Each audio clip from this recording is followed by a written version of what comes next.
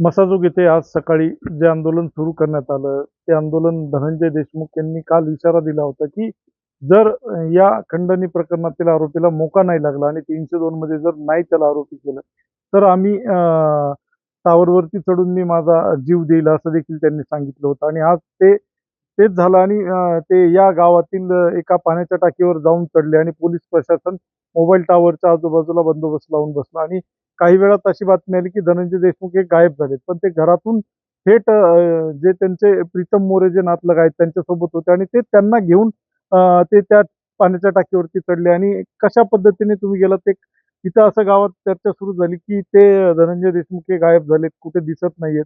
ते घरातून तुम्ही कसं त्या पाण्याच्या टाकीपर्यंत घेऊन गेला? आम्ही समोरूनच गेलात. मग एवढे पोलीस असताना वगैरे कोणाला दिसलं नाहीये. ते आता त्यांचा प्रश्न राहिला. दिसलं का नाही ते त्यांना माहिती.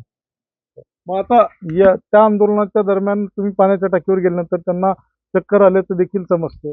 हां, त्यांनी कालपासून उपाशी असल्यामुळे आणि आज सकाळी उपाशी असल्यामुळे वर चढल्यामुळे त्याला खाली म्हणजे प्रयत्न केला होता, तरी पण ते चक्कर आली त्यांना.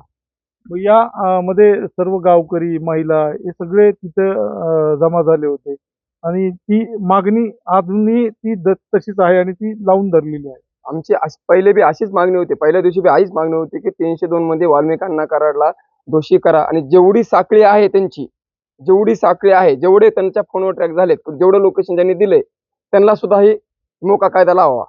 मग या आंदोलनादरम्यान तिथे एस-पी आले होते, ॲडिशनल एस-पी होते. त्यांच्या सगळ्यासोबत संवाद झाला. त्यावेळेस काय ठरलं? मग आमचं कोणासोबत आता एस-पी, डी-एस-पी आज येऊन बसले आहेत.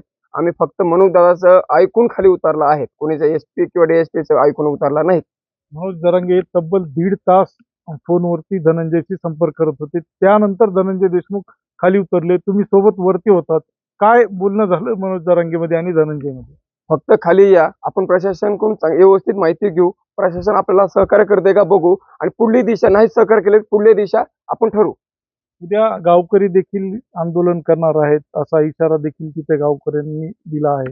याबद्दल काय सांगाल? गावकऱ्यांचे इशारा दिला ते योग्य दिला आहे. आज आम्हाला समजा माहिती व्यवस्थित नाही दिली किंवा ह्यांना 302 मध्ये नाही घेतलं, तर आमचं जे आंदोलन आहे ते चालू राहणार आहे. या सगळ्यामध्ये या आरोपींना कोण पाठीशी घालतंय? जे तुम्ही जे म्हणताय की यांना वाचवलं जातंय, यांना खंडणीतून 302 मध्ये घ्यायला पाहिजे. मग यामध्ये असं कोण आहे की जो यांना पाठीशी घालतोय? सगळ्या महाराष्ट्राला माहिती आहे. मला त्याचं नाव घ्यायची इच्छा सुद्धा नाहीये. सगळ्या महाराष्ट्राला माहिती आहे की त्याला पाठीशी कोण घालतं. ते होते मोरे आणि हे धनंजय देशमुखांचे नातलग आहेत आणि यांनी जे आंदोलन सुरू झालं आणि धनंजय देशमुख जे गायब झाले असं म्हटलं जात होतं, चर्चा होत्या. ते मोरेंसोबत जाऊन पाण्याच्या टाकीवरती त्यांनी ते आंदोलन सुरू केलं. तब्बल हे आंदोलन काही म्हणजे घंटे चाललं. एक 4-5 तास चाललं आणि पोलीस प्रशासनाची देखील तारांबळ उडाली आणि त्यानंतर तिथे मनोज जरांगे हे देखील दाखल झाले आणि त्यांचा दोघांचा संवाद झाला आणि त्यानंतर मनोज जरांगेंनी जी फोनवर विनंती केली, त्या विनंतीला मान देऊन धनंजय देशमुख खाली आले आणि त्यांच्यासोबत मोरे देखील होते. महाराष्ट्र टाइम ऑनलाईनसाठी दीपक जाधव, बीड.